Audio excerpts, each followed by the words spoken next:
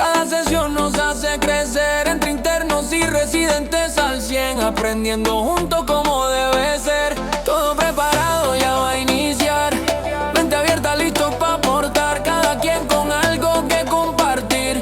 Aquí venimos también a construir y ya estamos listos. Va a comenzar la sesión. Buenos días, agradecemos su paciencia. Vamos a dar inicio con la sesión general del día de hoy. El día de hoy vamos a contar con la doctora Carla Pacheco. Ella es egresada como licenciatura de médico por parte de la Escuela de Ciencias de la Salud aquí en Valle Dorado y posteriormente realizó su residencia de pediatría en el Hospital General de Culiacán, recibiendo reconocimiento universitario por la Universidad Autónoma de Sinaloa. Posteriormente realizó una alta especialidad en infectología en el Hospital Civil de Guadalajara por medio de la ONG y nos va a venir a hablar de un tema que es infección de vías urinarias en pediatría. Así es de que le damos, por favor, la más cordial bienvenida. Buenos días, yo soy la doctora Carla Pacheco, soy infectóloga pediatra y les voy a hablar sobre un tema muy bonito en pediatría, que son las infecciones de vías urinarias. Bueno, las infecciones de vías urinarias se definen como el crecimiento de microorganismos en una muestra de orina estéril, junto con síntomas compatibles con infección de vías urinarias. Las infecciones de vías urinarias pues, son uno de los padecimientos infecciosos más comunes en pediatría y es un marcador importante de anomalías anatómicas y estructurales y funcionales de la vía urinaria. La prevalencia en las infecciones de vías urinarias va a depender de dos variables, que es el sexo y la edad. De acuerdo al sexo, son dos variables que es el sexo y la edad. En niños que son menores de 12 meses se va a presentar de forma más frecuente en los hombres que en las mujeres. Hay un porcentaje en los niños del 4% y en las niñas del 1%. Este valor se va a invertir en la etapa prepuberal y se va a presentar de mayor frecuencia en las niñas en un 3% y en los niños en un 1%. Las tasas de prevalencia en las infecciones de vías urinarias, pues como les dije, van a depender principalmente de esas dos variables, que es el sexo y la edad, y también va a depender de la circuncisión. En los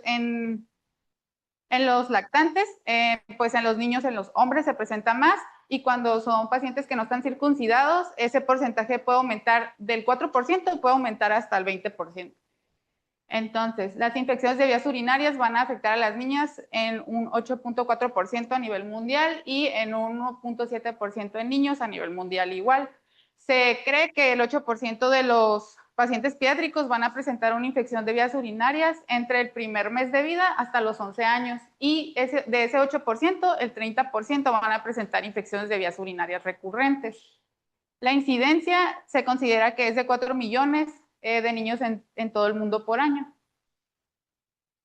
Este es el boletín epidemiológico a la semana 28 del 2026 y es que esa termina, bueno, se hizo el corte hasta el 18 de julio.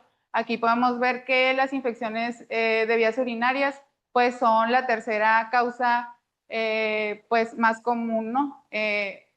A nivel nacional. Primero están las infecciones de vías respiratorias, las infecciones gastrointestinales y en tercer lugar, en nuestro país se encuentran las infecciones de vías urinarias. Estos números son en general, no existe un boletín epidemiológico específico para pediatría, pero pues sí es importante pues saber que sí es algo frecuente, pues.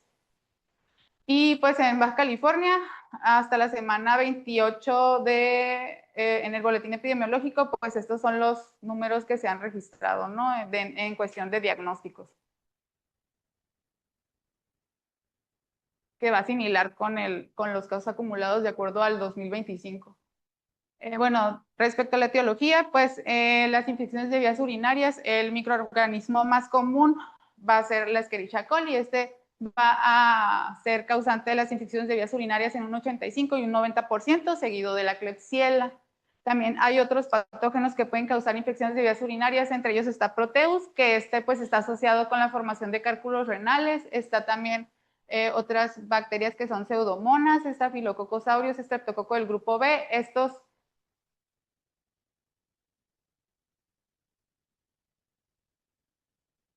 estado intervenidos quirúrgicamente, bueno, que han tenido intervención quirúrgica geniturinaria o que han estado hospitalizados o que han tenido en su hospitalización colocación de catéter o sonda urinaria.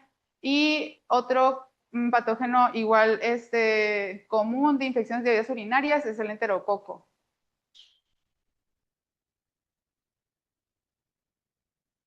Pues dentro de la fisiopatología, la infección de vías urinarias se puede adquirir de diferentes vías. La más común es la vía ascendente. Otra forma de adquirir la infección de vías urinarias es por vía hematógena, pero esta solo se va a presentar en pacientes recién nacidos y en pacientes inmunocomprometidos. Entonces, pues la más común es la ascendente, que va a ser básicamente la infección de vías urinarias va a iniciar por el ascenso de bacterias entéricas uropatógenas que van a ser procedentes de las heces. Va a haber una colonización del perineo y va a haber un ascenso de estas bacterias a través de la uretra, van a llegar a la vejiga y se va a presentar una infección. Si esta infección no se diagnostica y no se controla de forma oportuna, va a haber un ascenso por uréteres y van a llegar al riñón y pues van a provocar una infección en el parénquima renal que se traduce en una pielonefritis, ¿no? Es importante saber que la Escherichia coli presenta diversos factores de virulencia. Uno de ellos es la presencia de fimbrias. Hay fimbrias tipo 1 y fimbrias tipo P. Las fimbrias tipo 1 van a ser las que van a estar van a intervenir en el desarrollo de cistitis. Y esta pues la presentan la mayoría de las cepas de E. coli.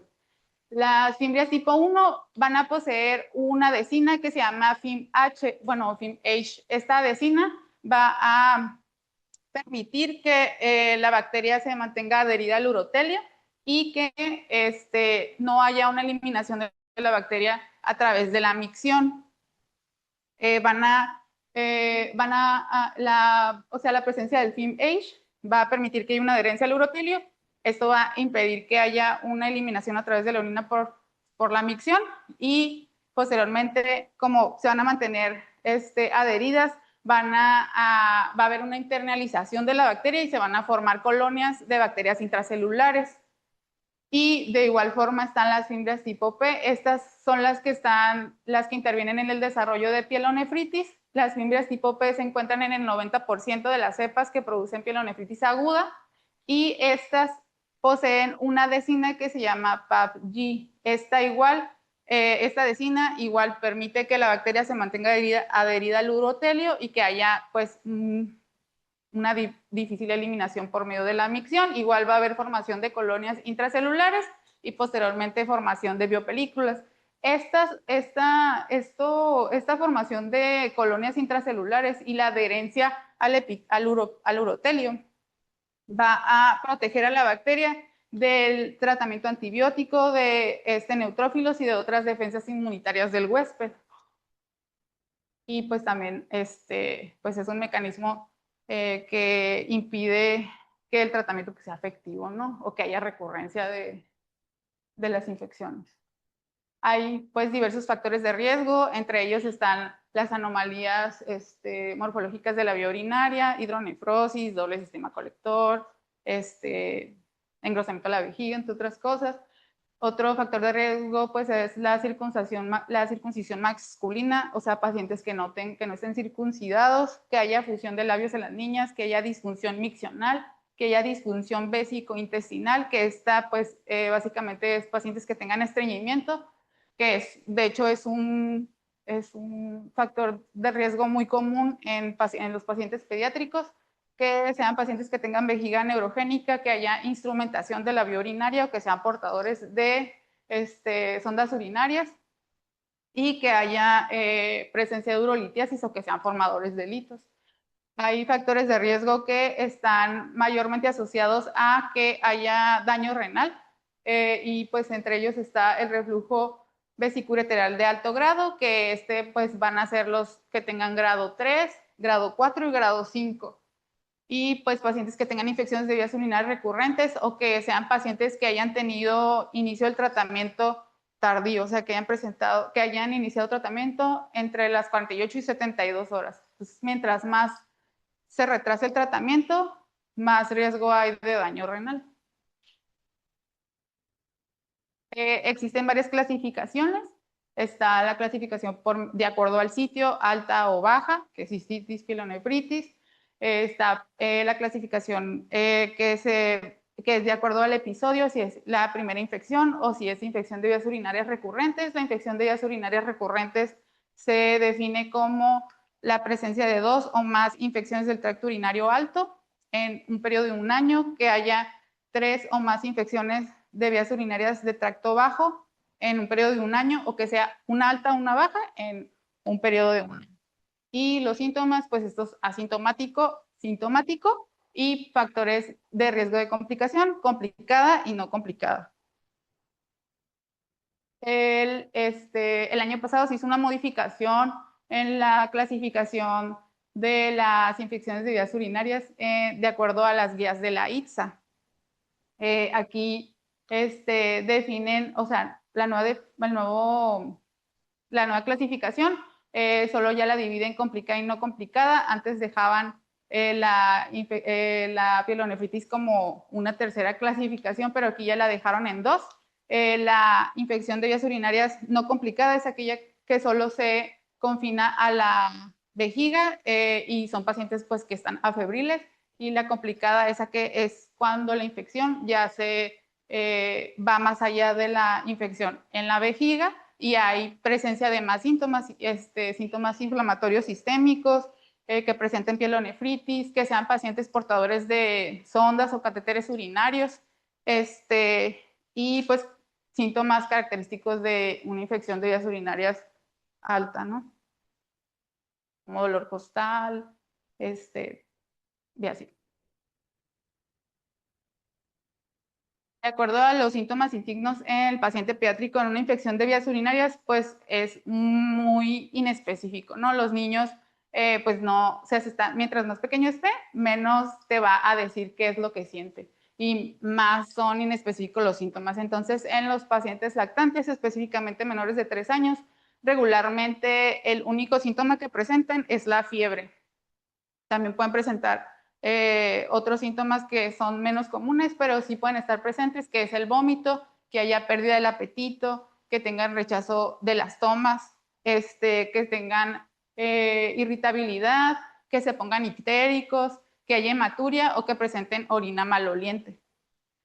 Es importante considerar que la fiebre pues, es un marcador importante, ya que nos da a conocer o nos da la idea de que hay una posible afección al parénquima renal.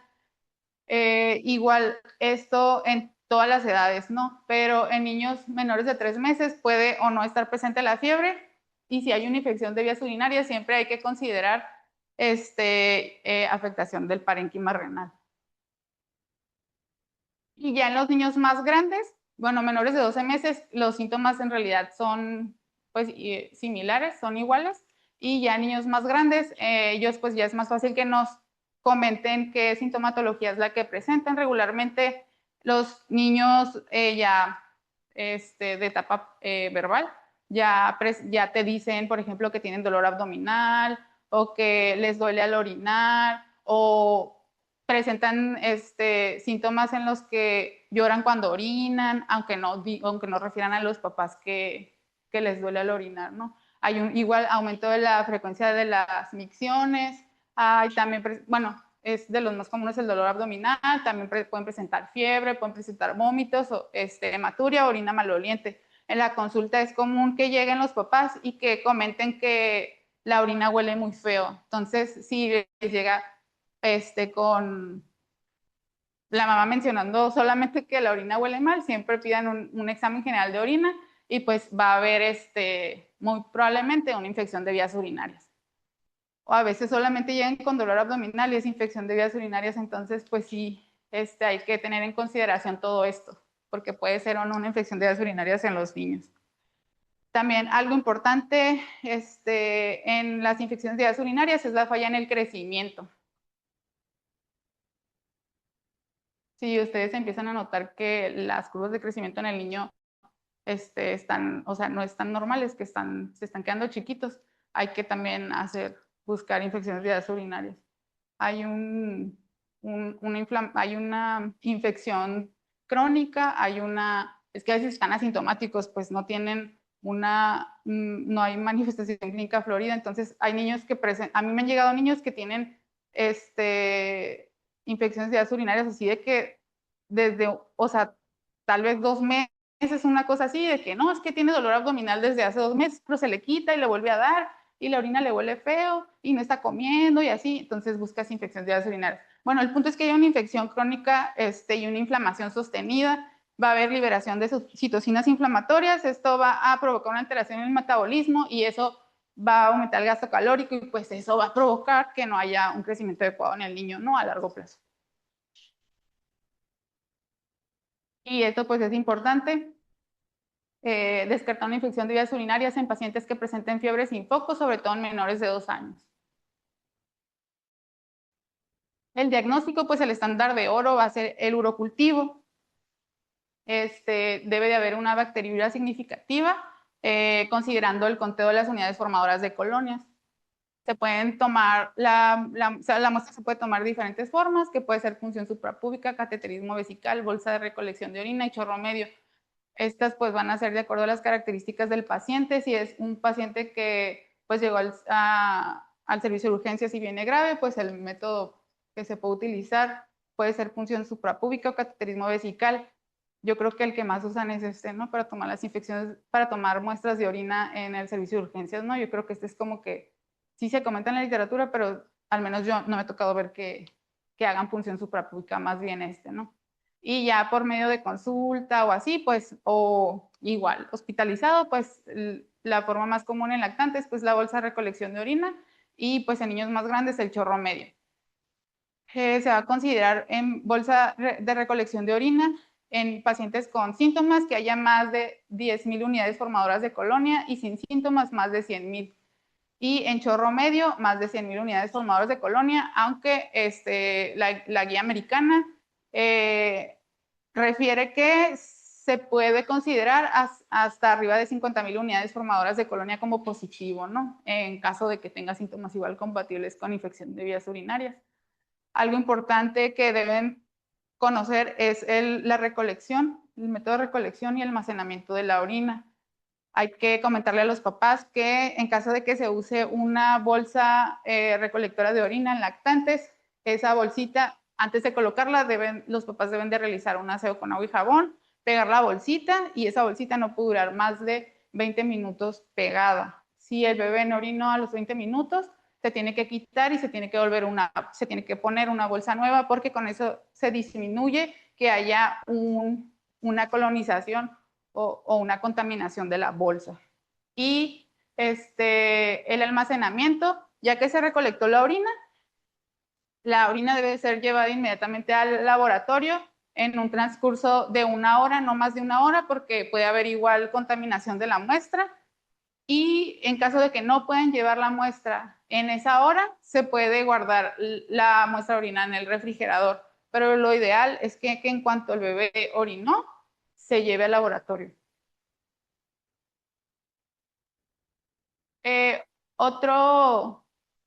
Algo también que se utiliza para el diagnóstico de infecciones de vías urinarias es el examen general de orina por medio de las tiras reactivas. Las tiras reactivas es un diagnóstico, pues es un método diagnóstico rápido, pero no es el definitivo. El diagnóstico definitivo se va a hacer en conjunto con el urocultivo. No puedes diagnosticar solo con el urocultivo en tu mano positivo con más de 100,000 unidades formadoras. No puedes hacer el diagnóstico se hace aunado junto con el examen general de orina. En el examen general de orina o en las tiras reactivas, lo que nosotros vamos a buscar pues va a ser la esterasa leucocitaria y el nitrito urinario. Lo ideal, de acuerdo a lo que se comenta en la literatura, es que tenga nitritos positivo y esterasa leucocitaria positivo para poder iniciar tratamiento antibiótico. Pero esto en el paciente pediátrico es variable. Para poder que se haga la reducción de nitratos a nitritos, la orina necesita estar en vejiga al menos 4 horas. Y en los pacientes pediátricos, específicamente lactantes, esa orina no va a permanecer 4 horas en la vejiga. Entonces, es muy probable que esto pues te salga siempre negativo. Entonces, el diagnóstico se va a hacer junto con el examen, junto con el urocultivo y la tira. Entonces, si tenemos un nitrato negativo, no significa que no hay infección de vías urinarias. Hay que ver también la esterasa leucocitaria, que se encuentre igual positiva. Y pues ver, de acuerdo a la lectura microscópica, la presencia de leucocitos. Se va a considerar positivo cuando haya una leucocituria mayor de 10 en una muestra de orina que se encuentre centrifugada y menor a 5 en una muestra de orina que no se encuentre centrifugada. Entonces, en los pacientes pediátricos, el diagnóstico siempre va a ser en conjunto con el examen de orina y el urocultivo, y también puedes considerar la sintomatología, ¿no?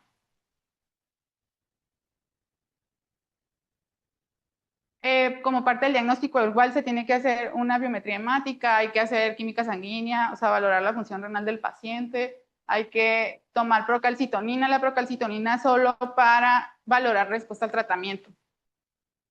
Se puede realizar un ultrasonido en los pacientes pediátricos para detectar anomalías anatómicas, pero solamente se va a realizar en lactantes febriles o que tengan una evolución desfavorable o que se encuentren en estado grave. Se va a hacer un ultrasonido con la finalidad de buscar abscesos a nivel renal o datos de pielonefritis, ¿no?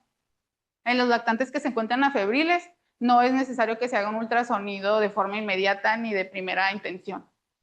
Y el cisturetograma miccional solo se va a realizar en aquellos pacientes en los que presentan infecciones de vías urinarias recurrentes o en aquellos pacientes que presenten alguna alteración en el ultrasonido, que presenten hidronefrosis, que presenten que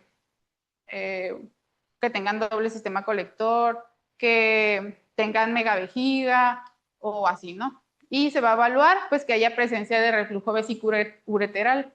El cistograma miccional se recomienda que se haga después de 3 semanas de que se resolvió la infección de vías urinarias, y pues no se realiza de primera intención igual en una IU, ¿no? En la primera infección en el paciente.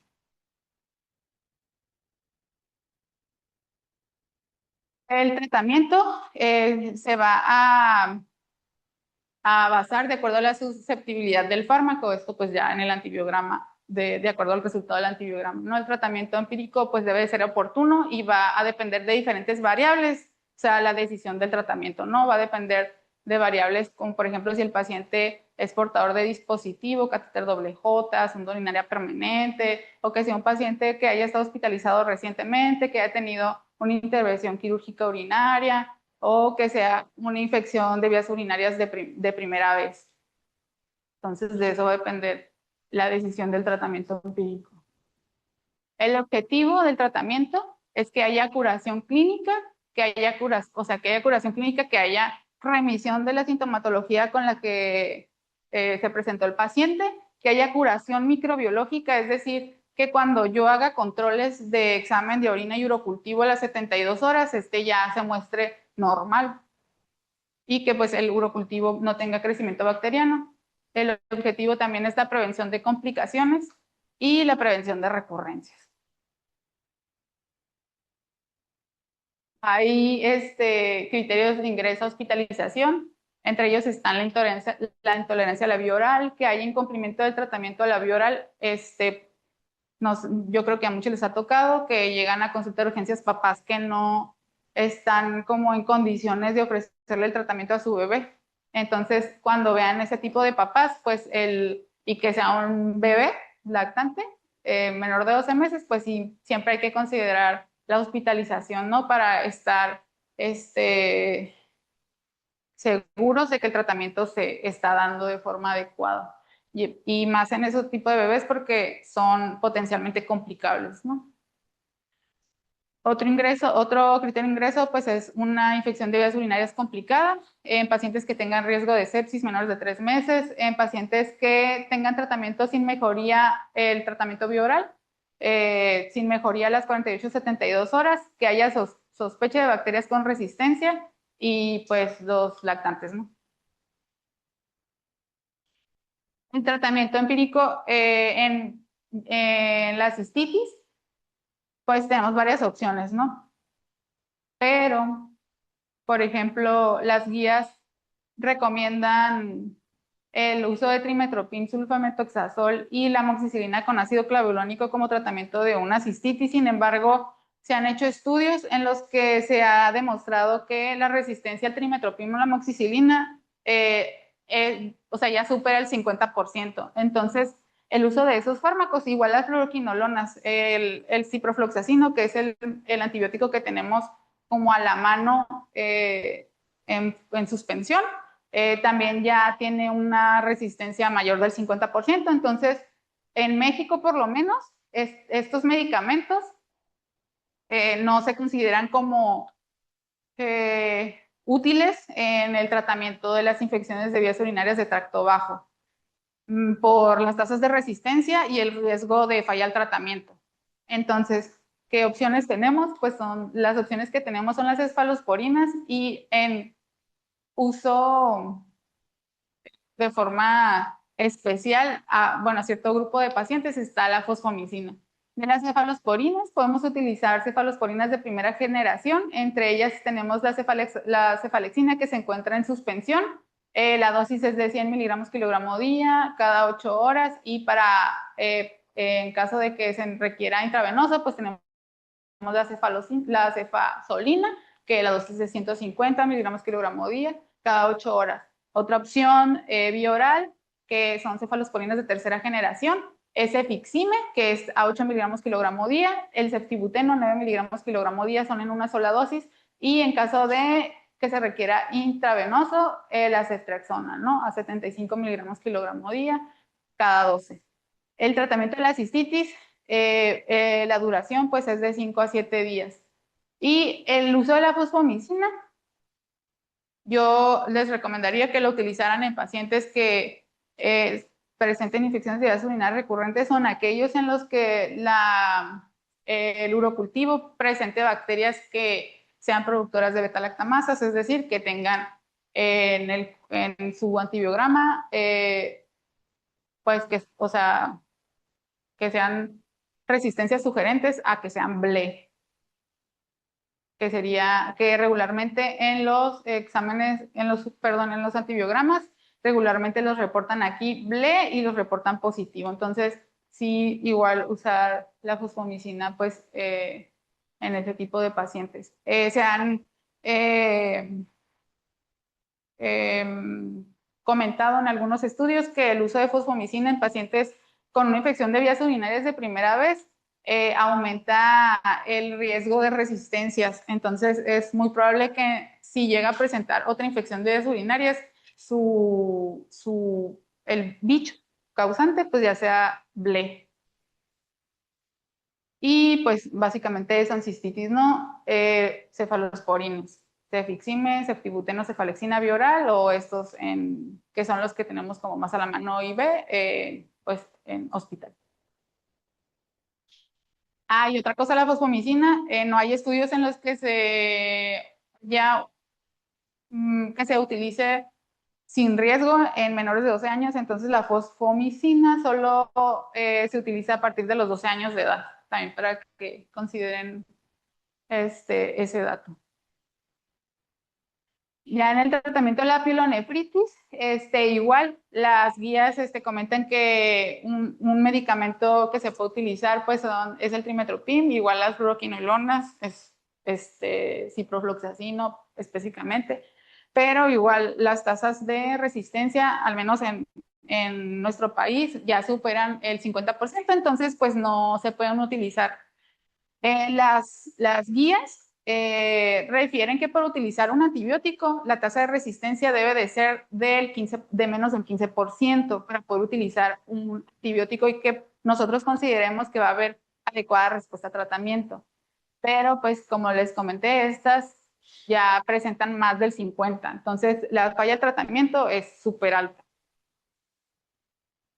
En este caso, en la pielonefritis, podemos utilizar de primera intención un aminoglucósido junto con una cefalosporina. También hay que tomar en cuenta que el aminoglucósido no se puede utilizar solo.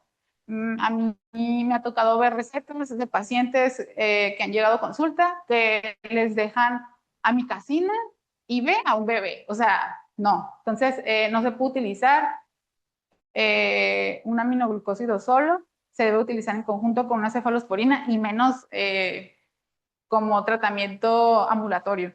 Esto nada más es tratamiento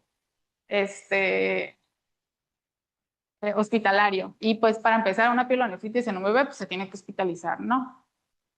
Otro medicamento que podemos utilizar son los carbapenémicos.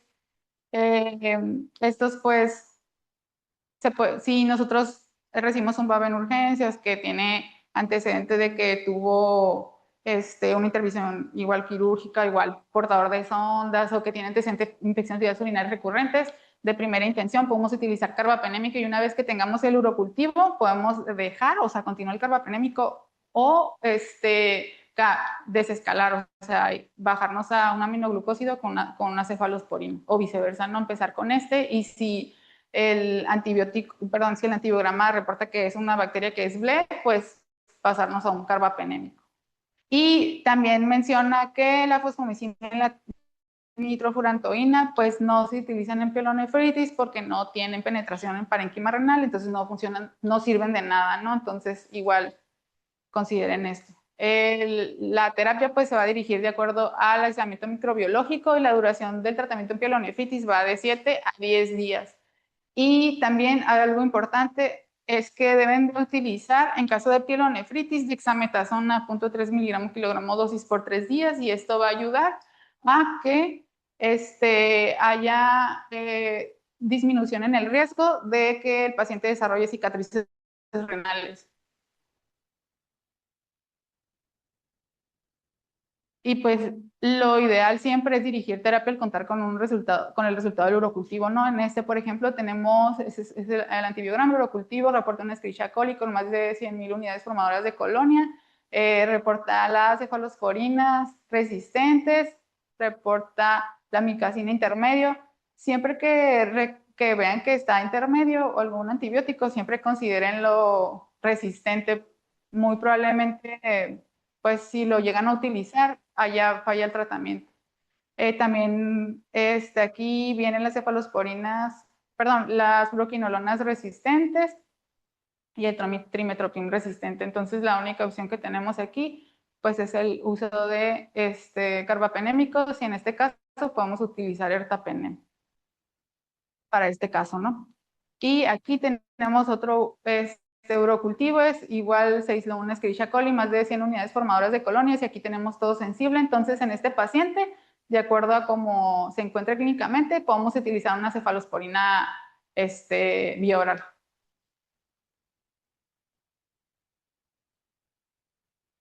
Busqué yo artículos en los que se han hecho estudios. Quise buscar específicamente aquí en Baja California para ver cómo andábamos en cuestión de resistencias, pero no hay estudios en Baja California de resistencias en infecciones de vías urinarias. Entonces les puse varios estudios que se han hecho a nivel nacional. Entonces vamos a ver En realidad casi no hay bien poquitos, ¿no?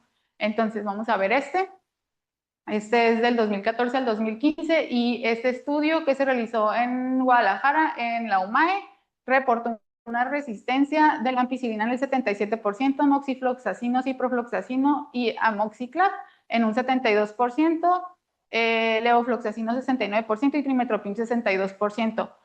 Como les comentaba, el uso de los antibióticos, o sea, para elegir un antibiótico, se recomienda que la tasa, que la resistencia sea menor del 15%. Hay artículos que hasta nos dieron chance aquí en México que la resistencia fuera del 20%, sin embargo, ni llega a eso, ¿no? O sea, la resistencia está súper alta y las tasas de falla al tratamiento, pues, son muchísimas. La frecuencia en este estudio, lo más común fue E. coli, el 49% fue productora beta-lactamasas, seguida de la Klebsiella, igual.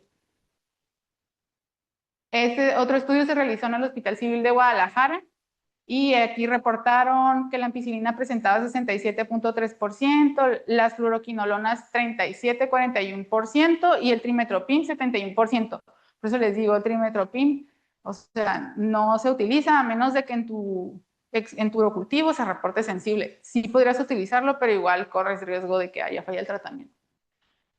En este otro estudio que se realizó en Chihuahua, igual reportan resistencia de más del 75% a cefalotina, ampicilina, fluoroquinolonas más del 50% y 30% en cefalosporinas, trimetoprim, amoxiclav y en los carbapenem. En este otro estudio que se hizo en el Hospital Infantil Federico Gómez, igual reportaron resistencias de penicilinas 79%, fluoroquinolonas 58%. Algo que pues hay que tomar, o sea, que es importante, es que conforme van pasando los años y con el mal uso de antibióticos, las resistencias antimicrobianas han aumentado. Entonces, pues sí, hay que usar de forma consciente los antibióticos, porque si seguimos así, va a haber un punto en el que todo va a ser resistente y pues no va a haber nada que nos salve.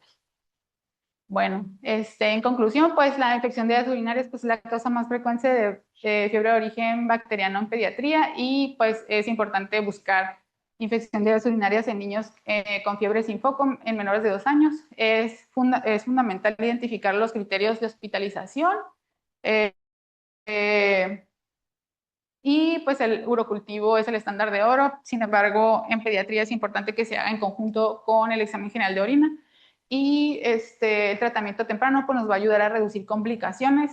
Si no hay tratamiento oportuno en una pielonefritis aguda, pues tenemos el riesgo de desarrollar cicatrices renales. No se les olvide que pues, hay que dejarle dexametasona a estos pacientes para disminuir el riesgo igual, ¿no? Y iniciar el tratamiento empírico en urgencias, y posteriormente, ya que tengamos resultado del urocultivo, dirigir terapia. Y también otra cosa es el seguimiento al egreso. Cuando los niños con infección de vías urinarias se dan de alta, deben de llevar un seguimiento por varios meses para ver si siguen presentando infecciones de vías urinarias. Si cumplen criterios de infección de vías urinarias recurrentes, pues es solicitar valoración por, hacer los estudios, histouretograma miccional, ultrasonidos y eso. Si hay alguna alteración, una normalidad en los estudios, mandarlo a urología y ver si requiere de algún otro tratamiento, ¿no? Catéteres doble J, etcétera, etcétera. Y también si presentan reflujo, pues darles tratamiento profiláctico para ayudarles a que no cursen de forma tan frecuente infecciones de vías urinarias. Y bueno, por mi parte es todo. No sé si tengan alguna duda. Cirugía en acción, ginecopediatría y medicina interna en formación, interno presente, parte esencial. Esto es